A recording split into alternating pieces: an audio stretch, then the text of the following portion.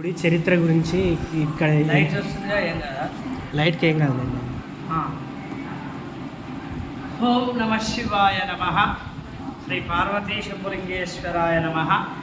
నల్గొండ జిల్లా శాలిగౌరారం మండలం వల్లాల గ్రామం. నా పేరు వావిలాల రామలింగేయ శర్మ. ఇదే గ్రామం. ఈ గ్రామంలో పురోహితము మరియు దేవాలయ అర్చకునిగా పనిచేస్తూ ఉన్నాను. ఈ ఊరు చాలా పురాతనమైన చరిత్ర కలిగినటువంటిది. మనకి ఈ దేవాలయానికి నైరుతి భాగంలో చెన్నరాయని చెరువు అని చెరువు ఉంది.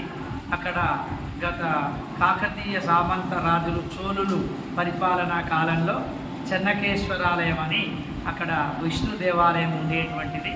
గతంలో ఒక 100 సంవత్సరాల పైన మన ఈ ఊరంతా కూడా అటువైపే ఉండేటువంటిది. కాలక్రమంలో అవన్నీ శిథిలం అయిపోయాయి.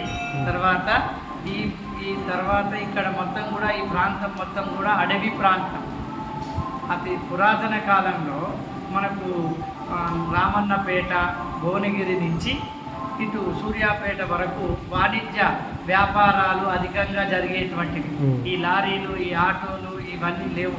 పూర్వకాలంలో మెయిన్ నౌకల మీదనే ప్రయాణం సముద్ర ప్రాంతంలో. అయితే ఇక్కడి నుంచి ఎడ్ల బండ్ల నుంచి సూర్యాపేటకు ధాన్యాన్ని తరలించేటువంటి వారు వ్యాపారం.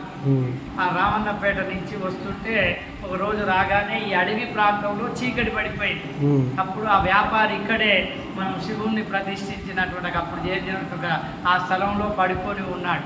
ఆ సమయంలో ఇది మూసి పర్వలు దుక్కుతూ ఉంది.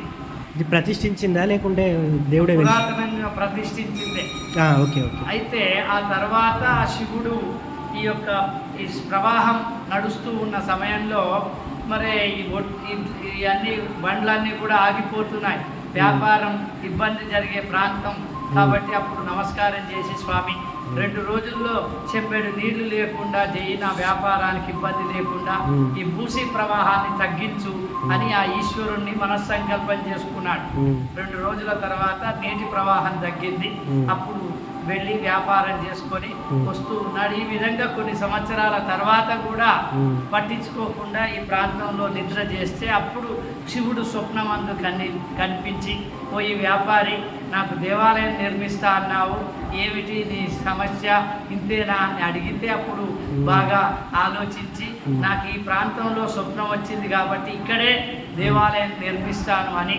అప్పుడు ఆ కాలంలో 200-300 ఏళ్ళు కావచ్చు, అతి పురాతన కాలంలో ఈ దేవాలయాన్ని నిర్మించినట్లు ఏమైనా పెద్దలు చెప్పగా విన్నాము. ప్రత్యేకమైనటువంటి ఒక శాసనం మాత్రం లేదు. ఈ శిలలు మాత్రం కాకతీయుల అప్పుడు నిర్మించినటువంటి ఒక స్తంభాలు మాత్రమే. కాబట్టి ఆ కాలంలో ఇక్కడ తీసుకొచ్చి పెట్టి ఉండవచ్చును. చిన్నరాయిలో ఇప్పటికి కూడా ఆర్చి ఉంది. మనకు వరంగల్ జిల్లాలో కాకతీయ శిలాతోరణం ఏ విధంగా ఉంటుందో ఇదే ఊర్లో ఇక్కడ ఒక ఆర్చి కూడా ఇప్పటికి కూడా మనకు కనిపిస్తూ ఉంది. తర్వాత ఇక్కడ గతంలో శివార్చకులు అనేవాడు ఉండేవారు. అసలు శివాలయానికి బ్రాహ్మణుడు, పూజారి అర్హుడు కాదు. పూజ చేయాలి అంటే ఈ పూజ కోసం పంచాయతనము అని ఆదిత్యం, అంబికం, విష్ణు, గణనాథంతో 5 ముఖ్యమైనటువంటి దేవతలు ఉండాలి. శివుడు, వినాయకుడు, అమ్మవారు, సూర్యుడు. ఈ 5 ఉంటేనే బ్రాహ్మణుడు అర్చన చేయటానికి, అభిషేకం చేయటానికి అర్హుడు. ఎంత వేదాలైనా చదవవచ్చు కానీ శివలింగాన్ని ముట్టుకొని అభిషేకం చేసే అర్హత బ్రాహ్మణునికి లేదు. కాలక్రమంలో శివార్చకులు ఇక్కడ తమ్మళ్ళ వాళ్ళు చేసేటువంటి వారు. ఇదంతా శివపాడు ఉండే. మా తాతగారిది ఇటుకులపాడు. అక్కడి నుంచి ఆయన ఇక్కడికి వలస వచ్చాడు. ఆయన ప్రతిరోజు కూడా ఒక మట్టి శివలింగాన్ని పుట్టమన్నుతోటి, పుట్టమన్ను మెత్తగా ఉంటుంది, మన సిమెంట్ ఎంతకంటే మెత్తగా, దాన్ని శివలింగంగా చేసుకొని వాళ్ళు ఆ శివలింగానికి అభిషేకం చేసి ఆ నైవేద్యం పెట్టి ఆ శివలింగం తీసుకుపోయి ఇక్కడ ఒక జతర బాయ్ అని నీళ్లు ఉండే బావి ఉంది. ఆ బావిలో వదిలిపెట్టిన తర్వాతనే ఆయన భోజనం చేసేవాడు. అతి పురాతన కాలంలో 100 ఏళ్ల పూర్వము టైంపాస్ అంతా ఈ పూజల మీదనే. ఇప్పుడు యూట్యూబ్లు, ఈ ఛానళ్ళు, టీవీలు వచ్చినాయి. అతి పురాతన కాలంలో భగవద్నామ సంబంధమే. పురోహితం కూడా ఇంత వ్యాపించి లేదు అప్పుడు. ఈ ఎంగేజ్మెంట్లు, ఈ శారీ ఫంక్షన్లు ఇవన్నీ లేవు. ఏమైనా పెళ్ళిళ్ళు మాత్రమే ముఖ్యమైన కార్యక్రమాలు ఉండేది కాబట్టి వీళ్ళ కాలక్షేపంగా భగవద్నామ స్మరణమే ఎక్కువగా కుదించి మా తాతగారు ప్రతిరోజు కూడా ఆ విధంగా అభిషేకం చేసుకొని అర్చన చేసేవాడు. ఇదంతా కూడా గోడలు లేవు అప్పుడు, సంవారం మీదే దేవాలయం ఉంది. ఇదంతా మొత్తం గబిలాలు, చెట్లు, చేమలు మొత్తం ఉంటే మా తాతగారు ప్రతిరోజు కూడా ఆలోచించాడు, ఆల్రెడీ శివలింగం ఉంది కదా, నేను మట్టి తీసుకొని వచ్చి చేసుకోవటం ఏంది, శివపాడు ఉండొద్దు ఊర్లే, ఈ దేవుడికే అభిషేకం చేసి ఇక్కడే నైవేద్యం పెడతామని ఆయనకు ఆ సంకల్పం కలిగి ఆయన 100 ఏళ్ల పూర్వం ఇక్కడ దేవాలయాన్ని శుభ్రం చేసి ఆ పూజలు అనేటువంటివి స్టార్ట్ చేయడం జరిగింది. కాలక్రమంలో ఇక్కడ పద్మశాలీలు ఎక్కువ ఉన్నారు. ప్రతిరోజు కూడా వాళ్ళు కూడా ఏంది చేనేత ఊకే కూడా పనిచేసేది. ఆ సాయంత్రం 5 కాగానే ఇక కరెంటు కూడా లేదు.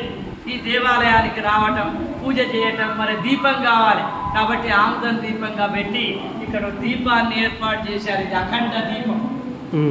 దాదాపుగా మనకు 70-80 సంవత్సరాల నుంచి ఈ దీపం కంటిన్యూగా నడుస్తూ ఉంది.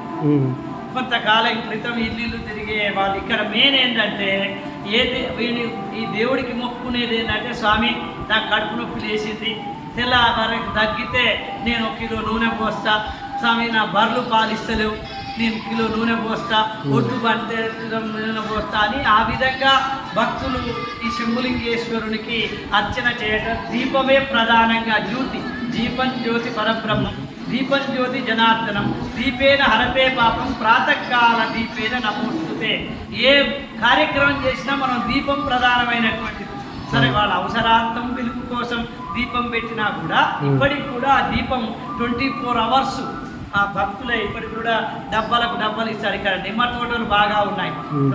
మొదటిసారి కాచిన కాపు అమ్మి దానికి వచ్చిన డబ్బుతో నూనె డబ్బా తీసుకొచ్చి ఇక్కడ వేసిపోతారు. అంతకుముందేమో కొంతమంది వార్షికంగా ఇచ్చేటువంటి కానీ ఈసారి సమృద్ధిగా ఉంది. ఇక్కడ రాను ఇక భక్తులందరి సహకారం, దీనికి కమిటీ అనేటువంటిది లేదు. రాజకీయాలకు అతీతం, ఏ రాజకీయాల నాయకులైనా ఇది మన దేవాలయం, మనం మంచిగా నడిపించుకోవాలి అనేటువంటిది. దేవాలయం బయట రాజకీయాలు కానీ దేవాలయంలో అందరూ సమానులే, అన్ని మతాలు సమానులే, అందరూ వస్తారు ఇక్కడికి. ఇక్కడ కూడా ముఖ్యంగా మహాశివరాత్రి జాతర జరుగుతుంది. దాదాపు ఇది 70 ఏళ్ల నుంచి దీపారాధన ఏ విధంగా నిర్వహించబడుతుందో జాతర కూడా 9 రోజులు. వాస్తవానికి